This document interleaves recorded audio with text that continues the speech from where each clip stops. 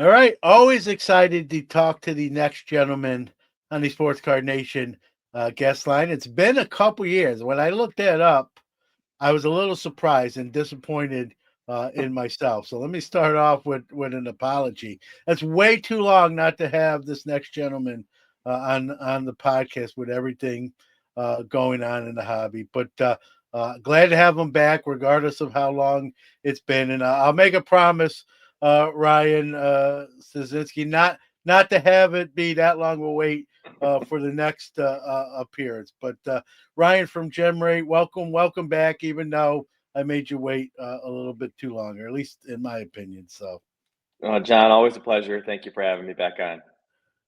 yeah, and with that being said, 2+ years since I've had you on. I mean, a lot's changed with what you do and what you produce with the gem rate reports and all the work that you put into it. Like even back then, that I always it was a great thing, and you've just added so much more to it. Kind of speak to since the last time you've been on, like the evolution of gem rate.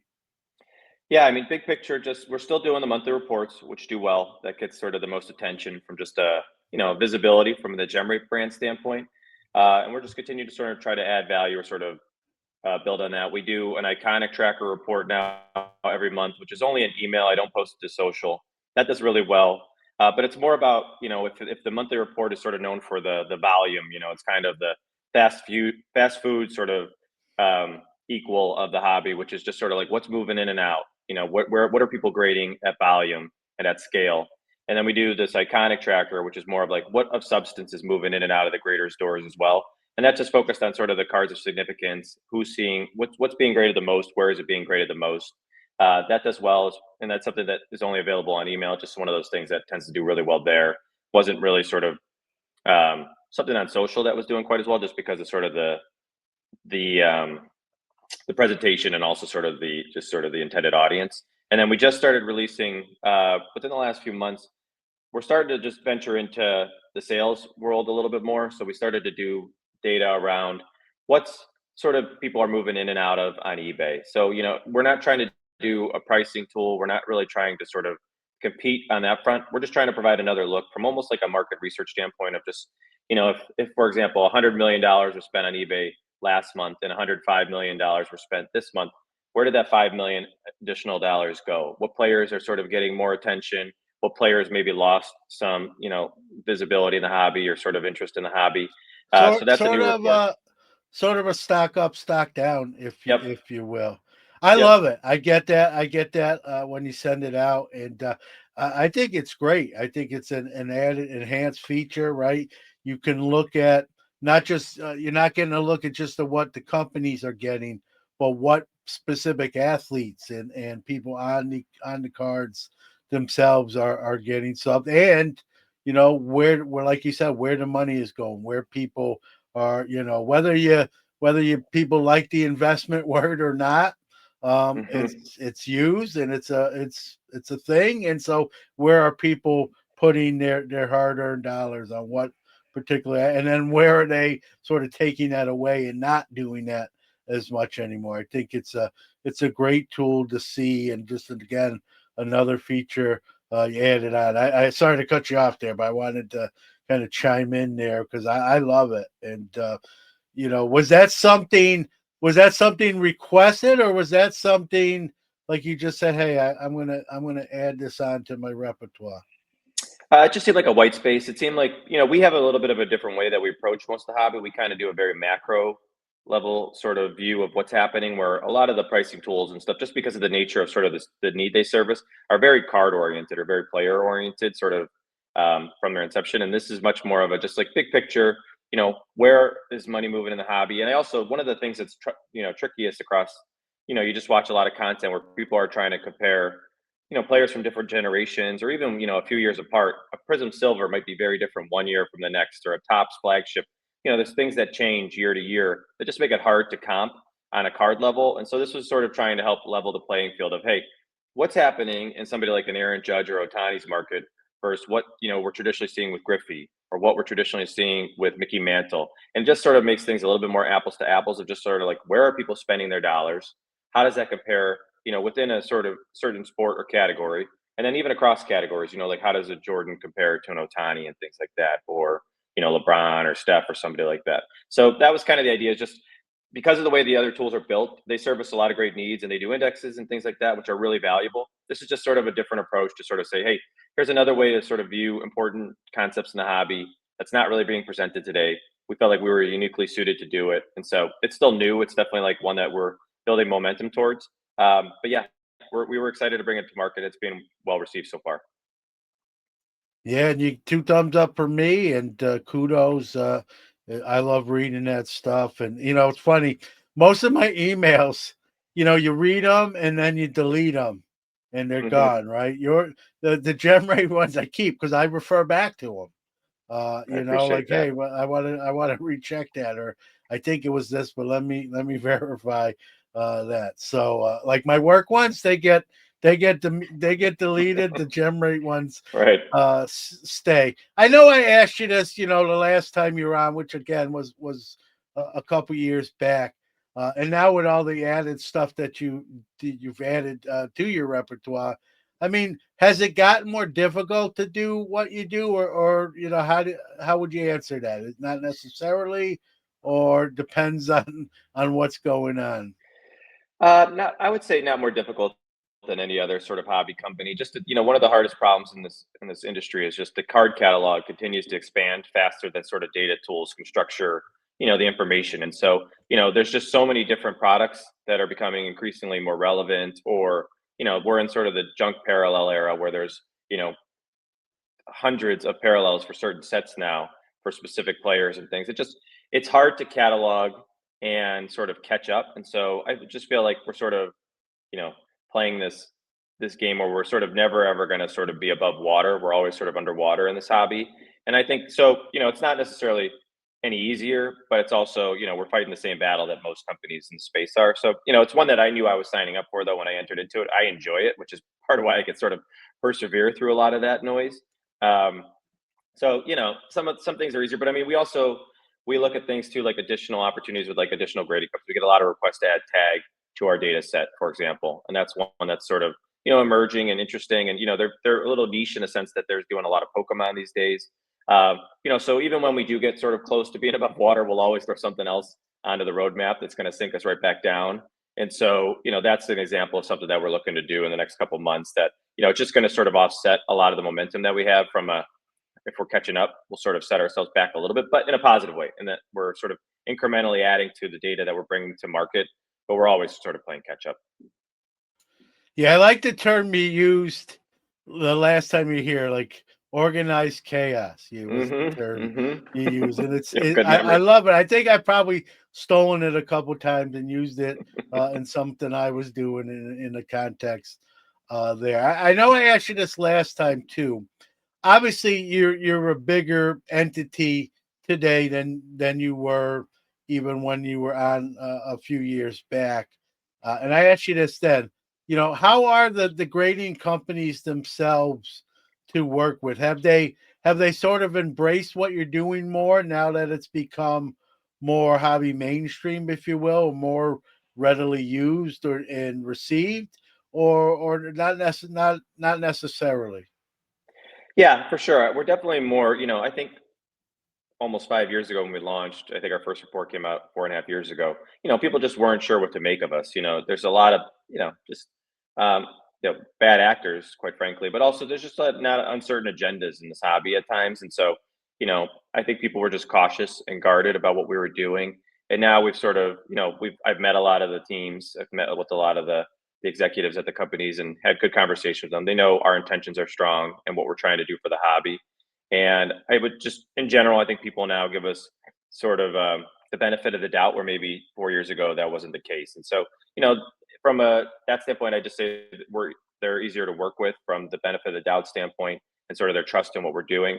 And then, more and more, we're getting companies that are volunteering information and trying to sort of not necessarily get ahead of their story, but just try to sort of help in that sense as well, which is more tooling that they can make available, or ways that they can make our jobs or lives a little bit easier, or even contextualize the things we're doing. So yeah, the short answer is definitely much more of a welcoming environment from the grading company standpoint, which is fantastic. I mean, I'd like to think that we bring more visibility, whether you're sort of performing well or sort of maybe you're having a little bit of a, you know, adjustment period or recalibration period.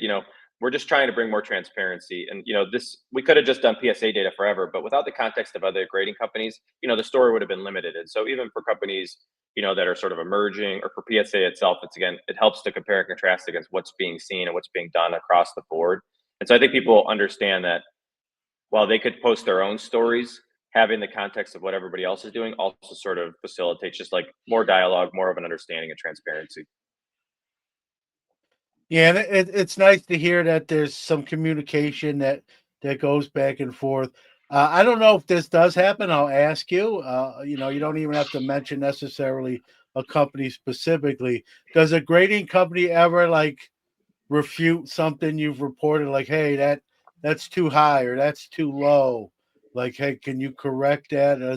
Or there's a discrepancy there that you need to fix. Does that ever happen or not? Not necessarily.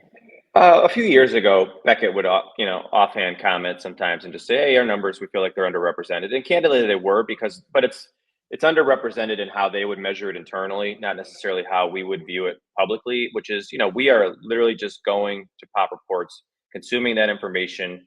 We only take what the public would see to make sure that we're sort of on the same level as everybody else, and reporting that back to the hobby. And so, Beckett just has certain things where either they weren't caught up at the time, or they have BAS and certain things that just aren't as well sort of factored into how they present data on their pop reports. And so, or, even BCCG, which they grade a lot of, right? But that doesn't show up on a pop report, like a traditional pop report. And so, their volume was underrepresented to some degree versus how they might think about it internally.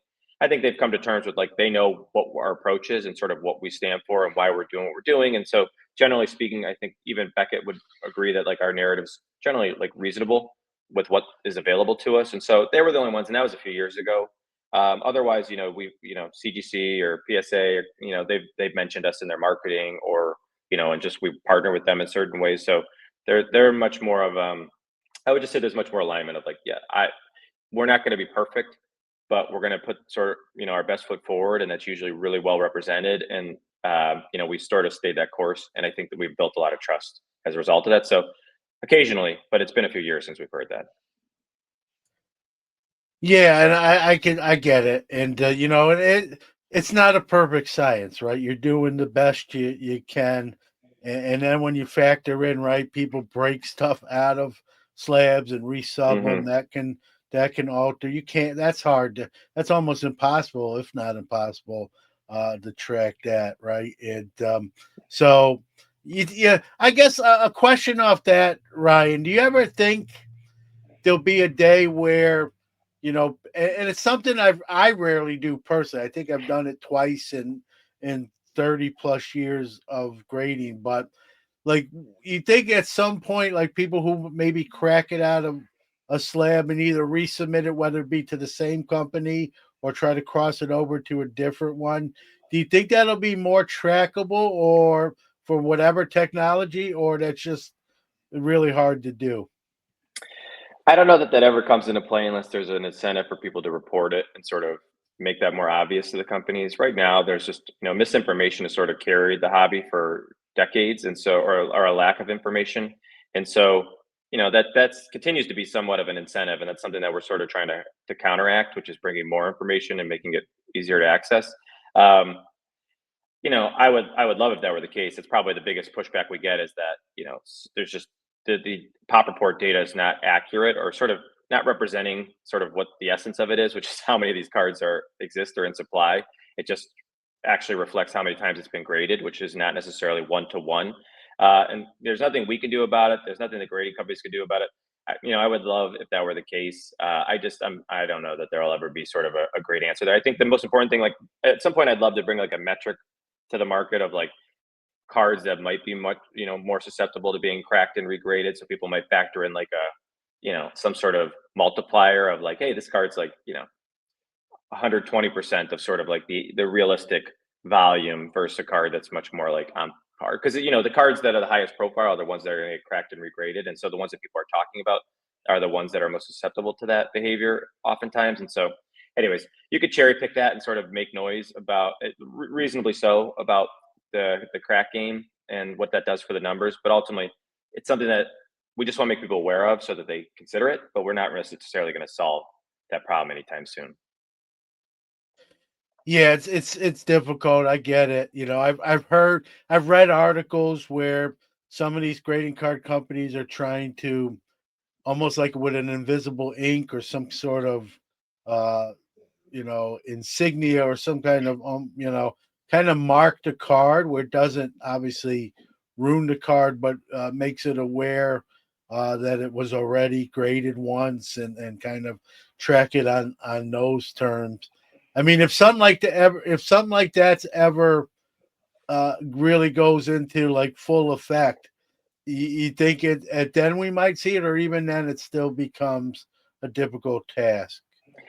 I would, I would love to think that it's going to be productive and sort of would sort of manifest in that way or surface in that way. I mean, PSA has fingerprinting that they talk about, related to their acquisition a few years ago with Genamint, and I do think like some sort of invisible ink or something like that could be interesting, but I don't know that that's a priority for these companies, and so even if that's possible, I don't know that the companies care enough for that to be sort of something that they want to, solve for at this stage. So potentially, I'd love to see something happen there. I'm not sure that that's going to be a priority anytime in the the next few years, but potentially that could be at least a, you know, progress on that front. Yeah, it's a good point you just made too, right? To implement that, you got to have the technologies, and that costs money. Like, does a grading company's going to have to want to make an investment in that, and is it worth it to them to do that? Let's say, and Right. those are decisions that others have to make. But be interesting. All the new technologies and the AIs and the all the stuff that you hear. It's going to be interesting to see, where the space is going. Speaking of the grading space, again, since the last time, 2 years ago, probably more like 2.5 years ago, which again I promise won't happen again. I'm going to write 100 times. I will not have Ryan on for that amount of time. But how would you describe the grading terrain from that the last time you're here to what we're seeing now? I know that's a tough question to, just a general answer, but the best you can do in 2.5 years. No, I think it's a great question, and it shows how much, how dynamic this industry is and how sort of quickly things can change. Even 2 years ago when we last chatted, SGC was just starting to build enough credibility where people were taking them serious, just from the standpoint of like, could they, replace BGS as the number two? People were just unwilling to consider that even a possibility because SGC stood for sort of pre-war and vintage, and they were grading a lot of ultra modern cards all of a sudden, and they had to build trust that that was something that they were capable of doing at scale and consistently. And to their credit, they stayed the course on that, and they did some really smart programs with tops to sort of get really great volume in the door, and they were able to replace or supplant BGS as the number two, which was really interesting. And then you flip the script, 2 years later now, and SGC's obviously been acquired, and things have changed, pretty dramatically on that front. Where they were sort of staying the course, they were probably tasked with not breaking things for a year, and then now you've seen sort of things pull back as the agenda has changed for collectors, the parent company of both PSA and SGC. So you've seen some changes there. So you've seen sort of what can happen when a company sort of really nails or sort of leans into a strength, which SGC was doing with service and turnaround times, and that was something that they really leaned into. Um, you've also seen, there's just every company sort of has lanes, and what you're seeing now is more of like CGC is thriving because TCG is doing so well. To their credit, that was sort of their bread and butter. That was sort of always their sweet spot once they got integrating because of their, because of their comic lineage, and so that translated really well. And now that TCG is carrying grading in many ways, they're doing really well. PSA on a number of fronts is doing really well, and they've continued to do well. They've operated and executed extremely well since the team transitioned a few years ago. They invested a lot in infrastructure a few years ago, and they're seeing so many dividends from that and what they're doing, not only from a grading standpoint and volume standpoint, but how they actually their general understanding of like why people grade cards is a big, and this is an overgeneralization, but a lot of people grade cards to either make back money from opening wax that they lost money on, or ultimately, which is to liquidate cards, right? This is usually inventory that they no longer want to hold on to. Then one of the ways to increase the value of that inventory is to grade it. And they've put a lot of pieces in place to facilitate allowing people to get the best return on their dollar when they send cards to them. And then you have somebody like Beckett on the other side of this, which is, they've stumbled, they were quiet. You didn't hear a lot happening there for a while. And, again, I think that was a company that was limited in what they could do and tasked with not breaking things because that was sort of what they were asked to do. And that was sort of the MO for a while there. I think they finally have sort of been able to revisit and sort of reimagine what that could look like, for them to be a different participant in the hobby. And you're starting to see some, tailwinds build there, which is good because I think people love the Beckett brand. It stands for so much, and so people would love to see that brand thrive again. And so, ultimately, people like having competition in our space as well. It's a constant battle, and so to the degree that a company that especially like even though CGC is doing well, they're still very early on the sports side of the equation, and Beckett's a long-standing brand that people have loved over the years, and people would love to see that brand reemerge again in a way that just it looks different. It feels different than how it has the past few years, and so there's an opportunity. So, anyways, people like that. It also puts more pressure on PSA to do things. I mean, even though I just sort of spoke the graces of PSA, if you're a set registry person or you're a vintage person, you probably have all sorts of gripes with what PSA has done over the last 4 years because it hasn't serviced sort of their most loyal audience, their core audience that built up that brand over the years. And so they've kind of pushed that aside for some initiatives to help sort of with all the ultra modern activity and the TCG activity. So you got all these different sort of moving pieces, which I think is fascinating. And it looks very different than it did just 2 years ago. And I'm willing to bet it looks pretty different 2 years from now too, even though, again, people would argue that, PSA is dominating. There's always sort of room for other players to emerge and other sort of lanes to sort of for people, people just want to sort of for one reason zag against PSA or don't believe in what PSA stands for or sort of question consistency over there because of other initiatives that they sort of prioritize. And so people are looking for alternatives. And so I just continue to think the landscape's going to evolve, which is great. I love it. It's interesting. It makes my job more interesting day in and day out. And it makes, the data that we bring to market, just continue to be well received because it sort of continues to sort of reflect or represent sort of how things are trending, which is always interesting to see. Yeah, it's changing, like you said, and 2 years from now, it will look much different than it is as we're speaking today. I love your emails. I love the report itself.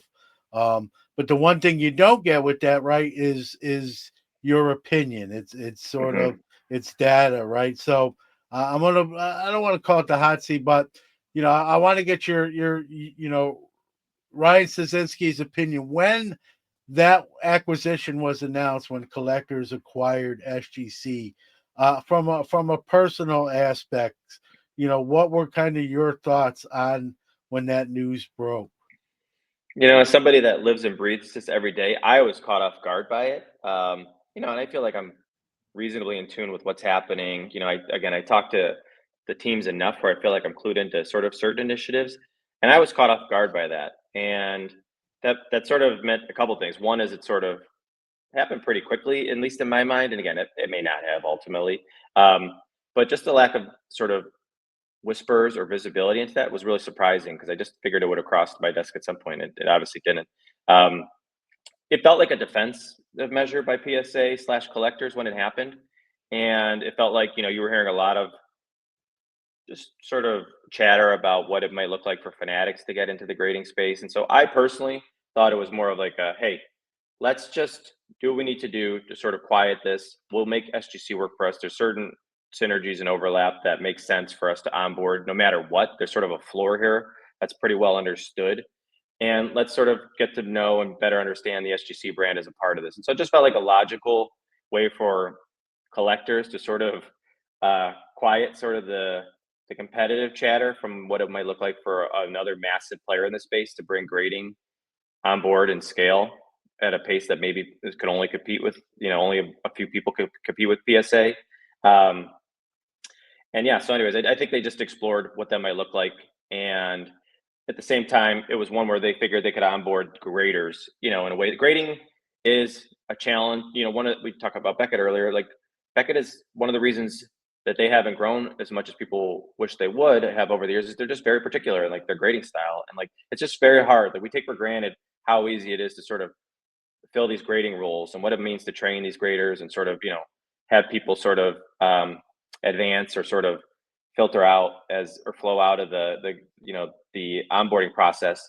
And that was another way that I think PSA could rationalize sort of making that acquisition. So I think it was one that, to the short answer is that I think it was defensive. I could be completely wrong there. I have no visibility or insight into that. And I think it was one that's productive for them ultimately, in the sense that they learned a lot and they picked up a lot of um, visibility into what was working over there. But ultimately the direction they've gone in is that they're sort of minimizing that brand instead of investing in it in a way that might compete with PSA a bit more, or sort of provide people with that second option at scale. And ultimately it just feels like they kind of have landed in the place where I do feel like it was a bit of a defensive measure, and they kind of kicked the tires on what that could mean for them, but ultimately landed in a place where they're sort of prioritizing the PSA brand, which again, not surprising, but sort of really suppressing the SGC brand in the process, which is frustrating for a lot of people. Yeah, I mean, I'll guess I'll wear that hat as they full disclosure, they sponsor this podcast, and they're good for the rest of this year. And I'm still am a bulk subber for them, right? I just had to adjust my rates as they've made the Right. discount rate go away. And people come up to my table at the show and they ask me, John, and they know, some of them know like my relationship, how far it goes with SGC. And they're like, John, I'm hearing this is going to be the end of them. And, collectors or, they usually say PSA is going to phase them out and Right. that sort of thing. And I hope that isn't the case. I don't have a vote or a say. But I mean, we're talking a year from now, or is see it. Again, we can speculate all we want, right? Until it has. But a year from now, is SGC still exist as a grading company? I think so. I think what Ryan Hogue said over the summer is sort of the course that they're going down, which is, I think he was very candid and didn't really shy away from the idea that, look, we're boutique means something to us. And he gave a specific period of time, which was like 2016, 2017 levels for SGC, as far as he sort of envisioned where things might return to. And if you can look back at the data and some of the, comments that were made back then, they were only doing 20 to 30,000 cards at that time. So I think they're going to exist. I think they're going to sort of service a niche around vintage really well. I shouldn't even sort of overstate that. I just think they're going to service that. Hopefully they do it really well, and that sort of continues to sort of carry them through and have significance for the or play a significant role for the hobby, even for those people that's like their sweet spot and they love that brand and they want the consistency and the uniformity of having that continuing forward. So I think they're still around, but I just think they're not going to do, the things that sort of helped them excel the last couple of years was doing top specials and things like that, where they were grading 50,000 cards from the same set, right? Which is one, great for them because they can, the catalog of cards they're seeing is pretty limited and the volume's really, fantastic for them for a short period of time. They're just not going to do that stuff anymore. So I think they'll still be around. And I also think it sort of has this long tail impact of when you think about how people price cards and slabs that they're in, to the degree you don't think a company is going to be around impacts the slabs. And so if you think that a company becomes less and less relevant, the slabs do take a hit one way or another. I think people just sort of devalue companies that sort of disappear. And so to the degree that they can sort of, even if they're only grading 20,000 cards, but they're grading them really well, it still helps the equity sort of sustain that these were really solid grading foundations that continue to exist. The proof is still sort of being delivered on every day. And so if I was sort of sitting in their seats at the collectors, table, I would think that that's the play, which is just let's give them a little bit of room to operate. If something jumps, sort of, there's some certain places where they start to sort of surprised or there's outliers for what they're seeing versus what we're seeing sort of at the scale unit of collectors and PSA, then they could take note of it. But ultimately, I think they're just going to let sort of their loyalists continue to lean into their sort of leverage SGC, but like really limit the resources that they devote to it. Yeah, well, listen, great points. Great points. One thing I want to a point you made that I think people forget about, right? Like having the brand still exist, right, affects the cards that have already are in those slabs, right? If that brand goes away, and we've seen that with other brands that don't exist anymore, like Mm-hmm. out of sight, out of mind, and then obviously that's going to affect the value of any card encapsulated. So, like to me, again, and I like you, I don't have any sort of insider trading knowledge or anything like that. But I just don't it wouldn't make a lot of sense to just get rid of SGC from collector's standpoint. I mean, I guess you could make both points for both sides, but something they would own would lose value even if they didn't want it to exist anymore. And listen, right, depending on the month, and I know it's been a bad trend lately for SGC, especially looking at the GemRate numbers. But at one point they were 1 and 2, right, and that really Mm-hmm. wasn't necessarily debatable. If they make an announcement, hey, SGC is going away, this is the last day to sub any cards, and then that's it. I mean, there's always going to, we can say, but PSA is going to be hard to knock off that number one perch. But someone's always going to be number two, whoever that might be. They phase out SGC, and I think CGC walks right into the number two spot, unchecked today. Again, 6 months from now, a year from now, 2 years from now, like you said, things can change, but they would Yep. really open up the door. Like the competition's not going away when it's just like it's like college football rankings. The team gets knocked out, someone else is moving up into that slot. So Yep. you're sort of opening, to me, it would be really opening the door. Even some would argue, Ryan, that the PSA sort of opened that door already somewhat for other companies. But you get rid of SGC, I think they're just opening the door wide open rather than a crack or a smidge. So, kind of your thoughts piggybacking off of what I may have just mentioned. Yeah, I mean, I think what's I don't know if ironic's the proper word here, but just like intriguing is that SGC gave the playbook away. And, if you are, it's not an easy sort of switch to flip, but, if you want to counter the PSA, we're going to help make everything liquid after we grade it, a part of the equation, which is a long part of the equation right now because the key component there is the grading equation is extending.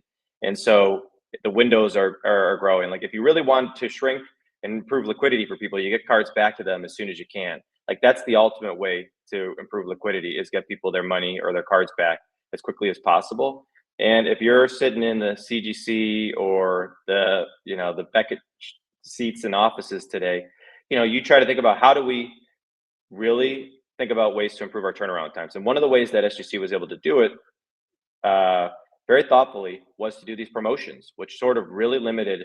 You're not seeing every football card come in the door by doing a football promotion. You're not doing a vintage special. You're not doing a 1990 special. You're doing these specials, which are really narrow and allow your team to grade a lot of the same cards and not have to spend as much time in the research and ID phase. And it's just you're grouping a lot of stuff together that makes sense. And so, I would love to see somebody lean into that playbook a bit more and really, and on the back end of that, then provide service that is sort of differentiated in our space.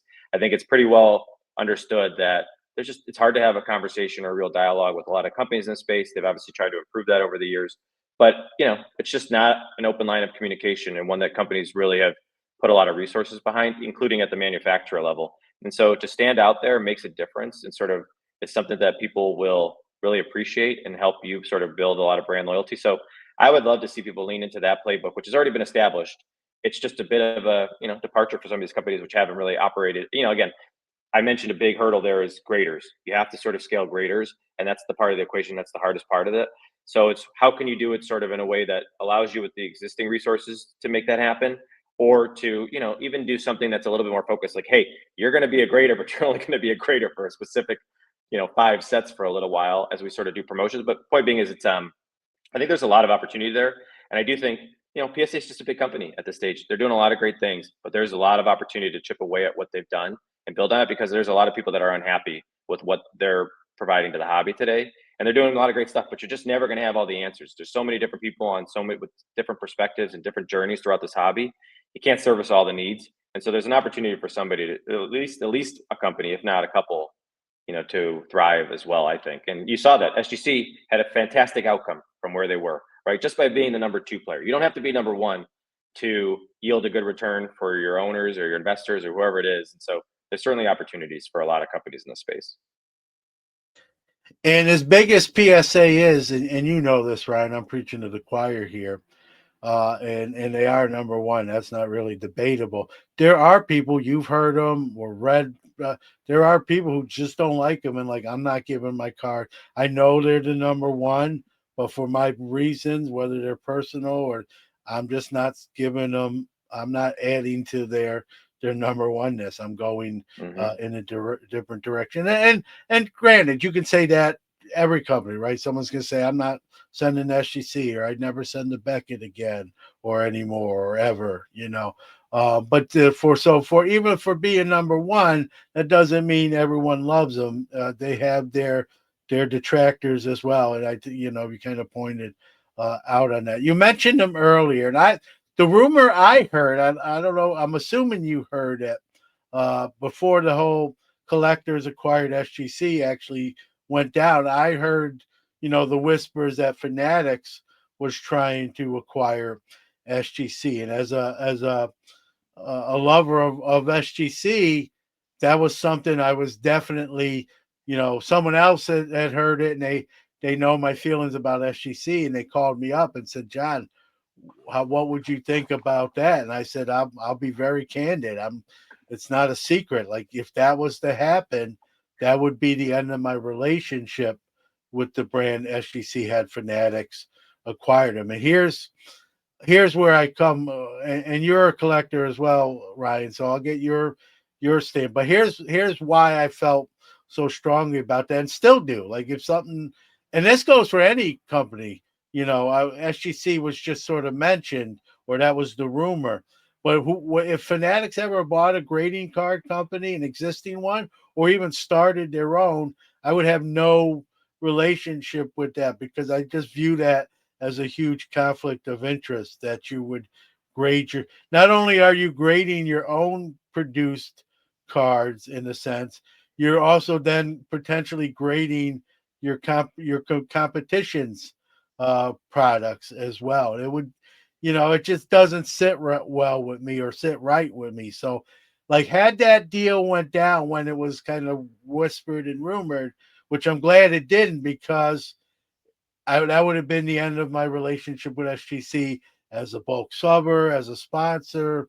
It would, that would have been it. And it would have been sad, because I like SGC. So when that news broke that it was collectors that had acquired them, it was sort of bittersweet too, right? I was glad it wasn't Fanatics, but then it was like, oh man, that's tough too, Hmm. Kind of your thoughts on Fanatics, if they were to get into the grading space, whether that's acquired an existing company and absorbing them that way, or just building a new building and said, hey, we're Fanatics grading now.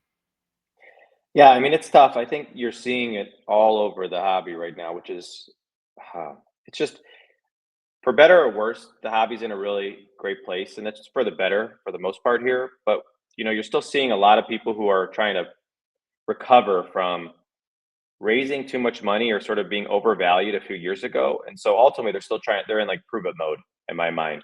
And so people are willing to toe lines that under sort of a best case scenario they would avoid. And so what I mean by that is, you have companies like Arena Club who grade their own cards and then put them into slab packs. You have PSA who grades cards and then buys cards back through offers. Like, again, these are fine, sort of, if you understand the ins and outs of how they're sort of preventing there to be true conflicts, or what they might do to sort of eliminate or minimize conflicts. And I think that Fanatics was willing to sort of step and toe that line as well. If that was sort of really realistically like what happened there is sort of a scenario that was, almost likely to play out. And so I think the challenge from a hobby standpoint is we all love to participate, and we sort of find um, we put our own boundaries in place. And I do think like ultimately like a Fanatics would have been fine had they done something like that, right? I think it would have frustrated somebody like yourself,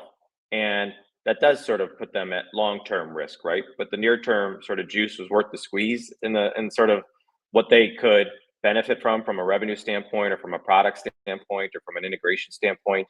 And so, I do think and I think we're seeing that all over the place. I just think like I just mentioned a couple companies in the space who are doing really well and are willing to toe that line.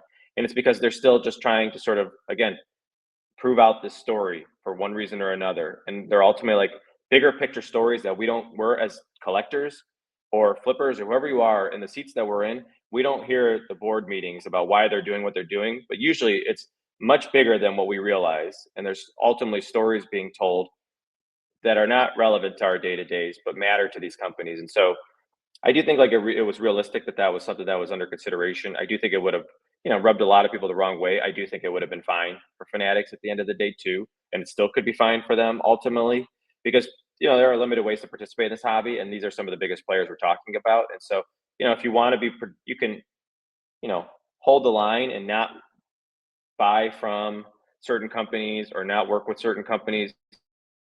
But usually, just the way this hobby works is that the momentum will continue forward with those companies. It's not, enough inertia to prevent problems, and so, or to cause problems. And so, you're kind of wearing it as a part of your identity, and that's fine. That's a lot of what collecting is and sort of what we do. But it doesn't force a lot of change in our hobby, unfortunately, because people sort of move to where the dollars go and flow. And so, it would have been interesting. I do think it would have got a lot of pushback, but ultimately, like, I think it would have been fine, which is unfortunately what happens a lot of times. And I just mean, unfortunately, from the standpoint of like, I wish there was bigger picture sort of pieces being put in place or safeguards put in place that would, not sort of represent this constant sort of, um, prove it mentality that's in the hobby, or sort of this money grab that's in the hobby today. So it's a challenge, but it's one that at least I think people are aware of. And, it's again where you sort of put your own personal boundaries in place, and you can talk about it and you can sort of, you know, speak to that stance and sort of try to help people understand why that's the case. But it's unfortunately just has like a little impact on like the day to day of what these companies do. Yeah, as well as I do, right? Hobbyists have short memories, right? Some news, Hmm. something negative breaks, and everyone talks about it. Seems for like a week to 10 days, and then it just fizzles sort of right out. And then some people, not everyone, I don't want to paint with a broad brush, but some people will forget about it, and like you said, they go where the money sort of goes. And for me, and again, I can only speak for myself. That would have been a sad day and a deal breaker. Like the whole Right. like my memory wouldn't be short there. Fortunately or unfortunately, depending on how you look at it, that would have been something I would have. I don't believe like you should be grading your own products on a larger scale. Like I know you mentioned something like the PSA or some buybacks and different things along those lines. Repacks are what they are, and arena grading is not on the same level. They might not like hear me say that, but that's just the way it is to some of these other companies we've already talked about. So, I just don't want to see a major player, let me put it that way, like grading their own products and also grading their competitors. Now they can say, hey, we're doing it in a sense, fairly and with equality, and we don't care. If it's a Panini card and it's a 10, then it's a Panini card that's a 10. They can say all the right things. It wouldn't sit well with me, and I'm not. I guess what I'm saying is I probably wouldn't be buying it maybe as much as other people might be less, a little more forgiving of it. That would just my moral state, whatever my moral standard level is, that one would cross it, and that would be the end for me. I heard you mention it earlier, Ryan. Like, and you hear this 3 word term thrown around, right? The junk slab era. We have the junk wax era. Now we have the junk slab era. And I can tell you, as being a bulk subber, right? Some of the stuff that comes through, it's not my card, and people can grade whatever they want, but sometimes there's some head scratching cards, if you will. We're seeing, your reports illustrate there's no shortage of cards getting graded. So your kind of take on the junk slab error, connotation. Is it? Are we seeing Hmm. it? Are we in it? Is it something that's even going to be a bigger issue, if you will? Like where do you stand when you hear those 3 words? So I definitely think that we're in it's nuanced, but I was calling it a junk parallel era because I think it's another level of that, which is parallels have made people comfortable grading cards that are not base cards. But many of these parallels are just glorified base cards ultimately. Like the hobby will not value them in the long run. There's sort of things that we're seeing stand out now, which are being, valued sort of accordingly and maybe effectively too much at this stage and what we're seeing uh, witnessing over the last few months. But I do think that it's made people comfortable that just because it's not a base card, it's going to sort of hold value over the long run. And ultimately, what we have is a ton of parallels that look the same and or are hardly differentiated and are hard to understand as it relates to like the significance or role they might why they might actually sustain or have meaning to somebody in the long run. Uh, one of the things that the manufacturers have been horrible at, and they were good at it 10 years ago, but sort of lost sight of, and now Topps is trying to do it, but they're sort of doing it in a way that's catering towards the high end collector a lot of times. But they've just been really poor storytellers of what they're building and why they're building it. And so, if you want to put 100 parallels in the market, by all means do it, but let us know how you got there. Let us know what you were thinking, why you were thinking that, why it should matter to us. Like otherwise, you're literally just saying, "Hey, we're pulling another one over you. See you in 10 years when you realize that this was us getting you again." And so, I kind of see that as the reality that we're in right now. And again, all it's doing is sort of flowing through to the grading companies in a way that people are like, okay, well, this has a number on it, so I probably should send it in, or it looks different than the base card. I should probably send it in. So the difference between what we were seeing 4 years ago is that people were grading a ton of base cards. Fortunately, people are not grading base cards, in air quotes here, because they are not base cards. But the way the hobby was going to treat these is sort of glorified base cards, 10 years down the line, because they don't really mean or stand for much. And so I do think we're in a junk parallel era, which is leading to junk wax, which is leading to, just people overvaluing a lot of cards that are being manufactured today, which again, no different. It just looks different, but it's not going to feel any different 10 years from now. Yeah, I agree pretty much verbatim for what you said.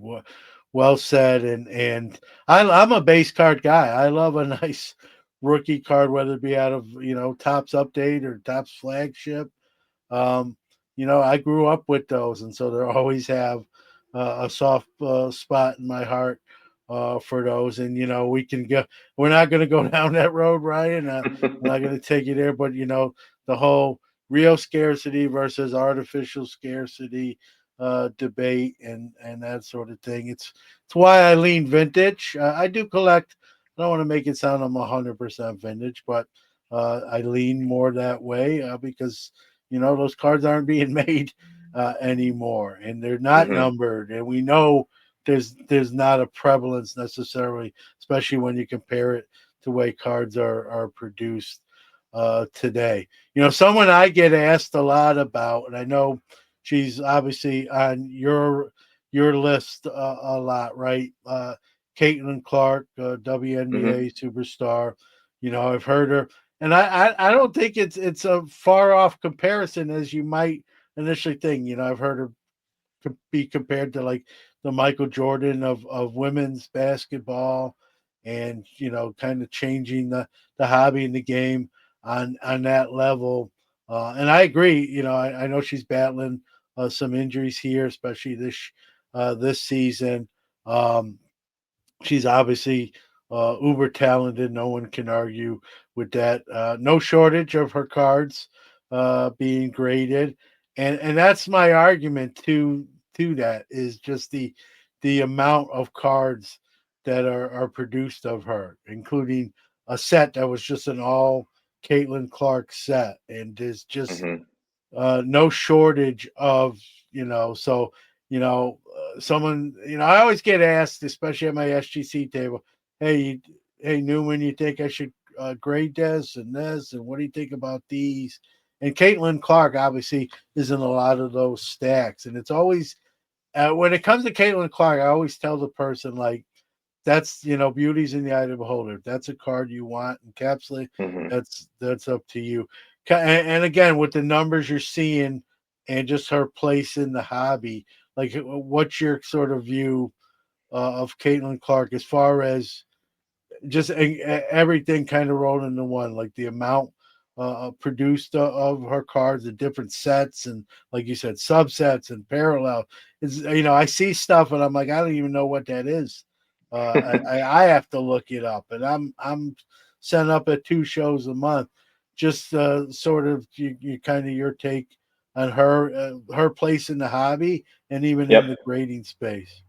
Yeah, I mean, one thing that you come to realize, and I don't know that I hear it articulated this way too often, but it's a power law hobby in the sense that, the outliers, the extreme outliers are the ones that sort of recognize almost all the gains ultimately in the long run in this hobby. Like there's in between areas, obviously, like that's a little bit of, an extreme positioning there, but ultimately people view her as that.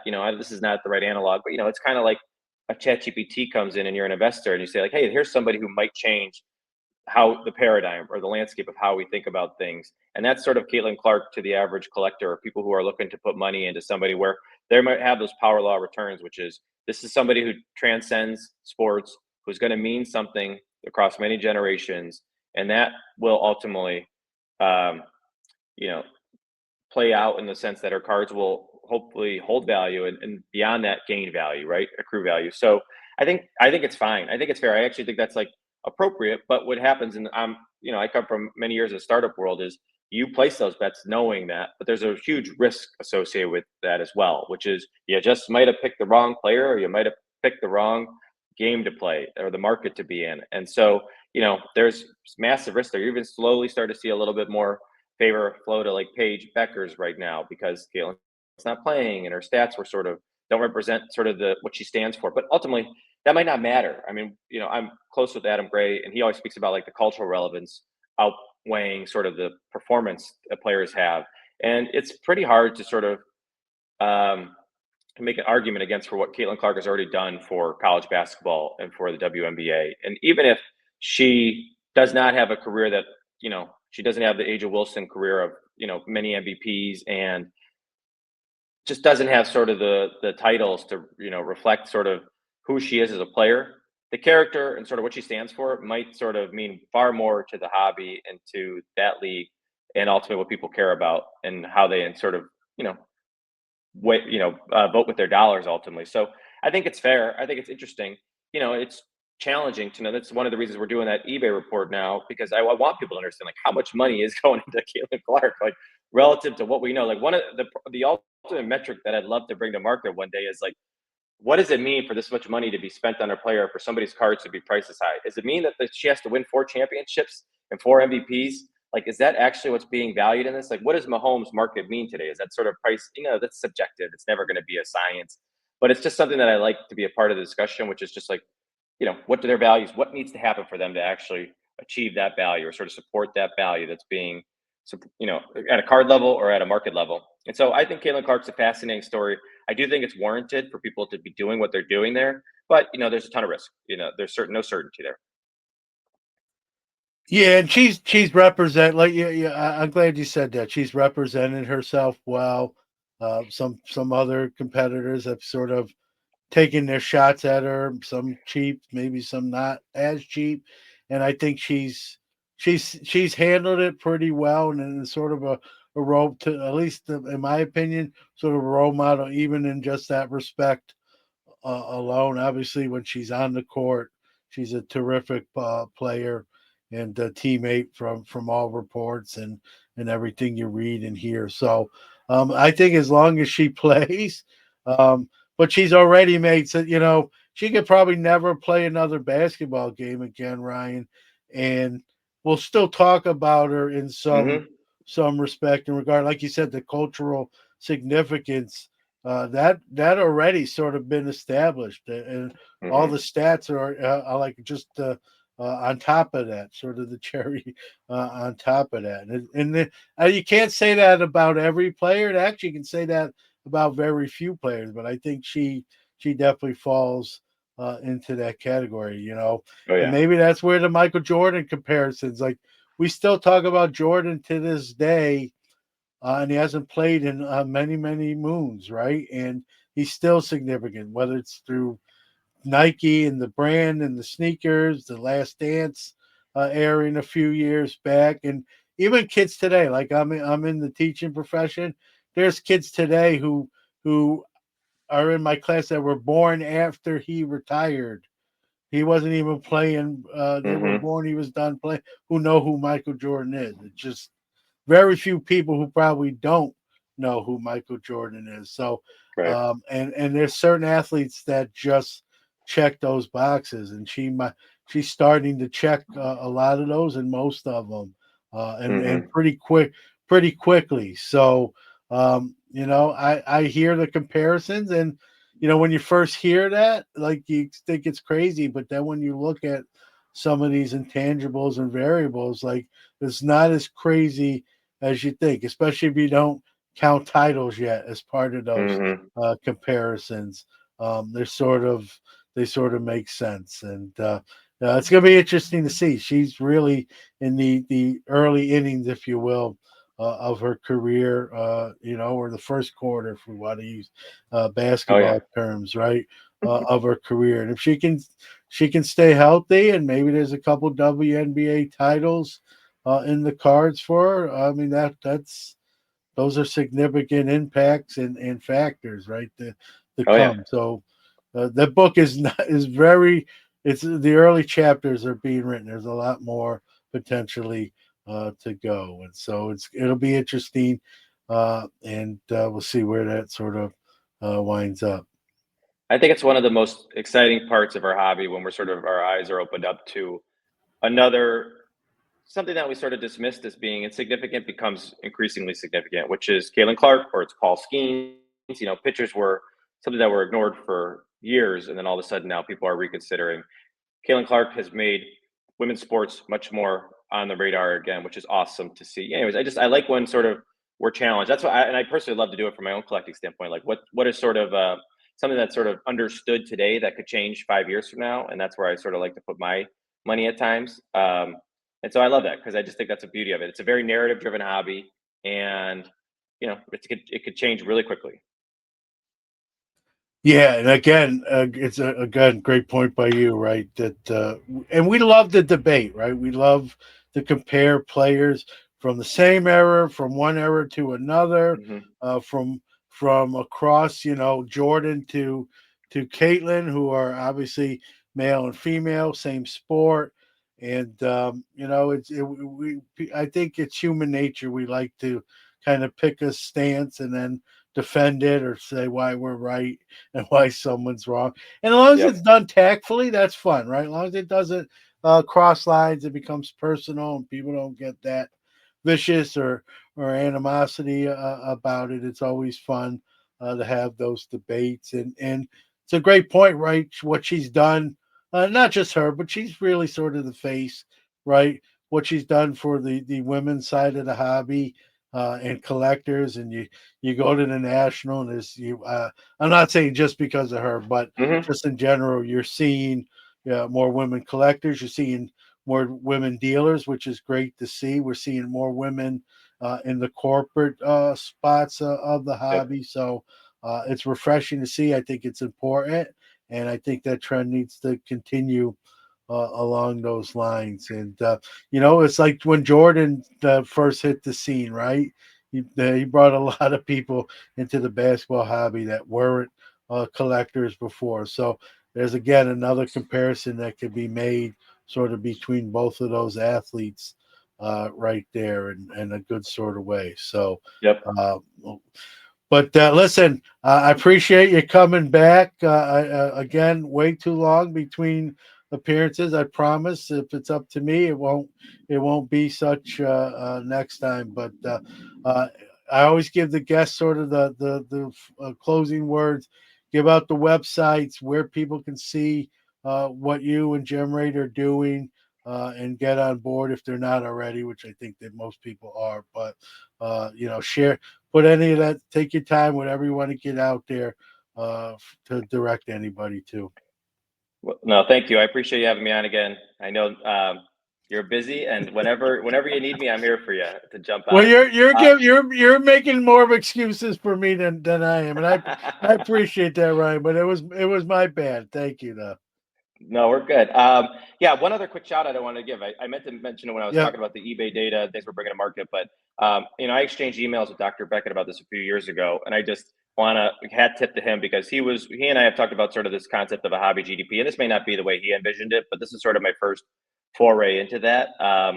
And anyways, I just think it's a really interesting concept. One of the most important things about sort of what we do and what we stand for is that feedback is extremely welcome. It's always, I'm very grateful for different perspectives and things that we could be thinking about, whether it's things you like or things you don't. But you can email me at ryan@gemrate.com. A lot of what we publish is on Instagram or Twitter. You can find us there. And then sign up for the email. Sometimes we publish things only specific to email, like that iconic tracker. So that's another good place to keep an eye on. And then I would just say the last thing is we have a couple of new features / products we're going to be bringing to market over the next few months as well. So keep an eye out for that. Well, let's do this. When those hit the scene, we'll have you back on, and we'll plug and promo those and talk about them and some other stuff too. And I'm sure in a few months there'll be plenty of new. We won't be short of topics, that's for sure. Especially in this the No doubt. grading space and the hobby in general. Yep. Appreciate you, Ryan. Thank you. Thank you for all the, I don't know if you hear this enough, but the hard work in getting that information to us and to the hobby. I think it's important. Whether you use it for financial or just just want to see where trends are going and where the market is, and you can never have too much information. I think sometimes you can have too little, right? So thank you Appreciate it. for all you do. Thanks, John. Much appreciated. All right, take care.